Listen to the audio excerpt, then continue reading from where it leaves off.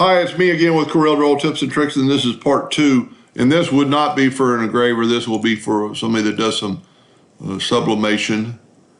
But you've got black, so we want to turn it to a burn type color. Then you could get your gradient or interactive fill tool and just do like this. And then you can always get a color and add it to that box. So we're going from let's tell you what, let's start off with red.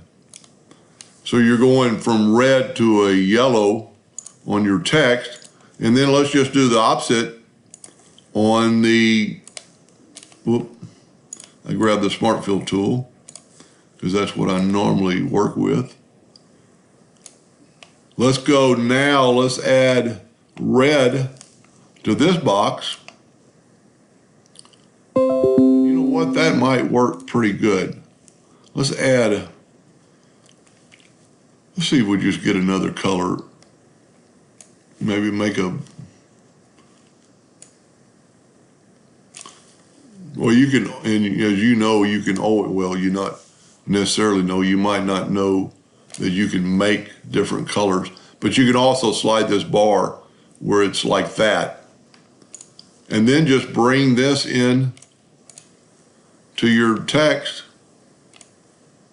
and then go to Object, in Order, and Backup Page. That doesn't look half bad. You'd want this a little bit different, a little bit darker. We could maybe probably just make it all red. That doesn't look half bad, but the E's kind of hidden. So what you could do also is take your text and make your outline bigger. And you can make it in different colors. That's too much. Let's make it in, no, we want to use yellow. Let's just make it in black, but that's way too thick. Let's make it in 4 points. That way your text kind of stands out and your flame is kind of visible, and I have no clue in sublimation, so I don't really know what I'm talking about. I'm just giving him some ideas. But that would look good printed on a t-shirt, you know, with the person's name, like, you know, if it was for a hot rod, and you could etch that up a little bit. Let's change our nudge factor to 0.25. Click on our flame and just, well, text is really, oh, I put my number lock was locked. 0.25, and that's really too far, but we can bring it down a little bit.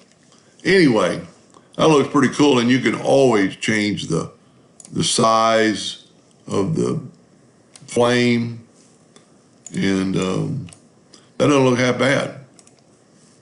Anyway, I hope that helped a little bit. Thank you for watching.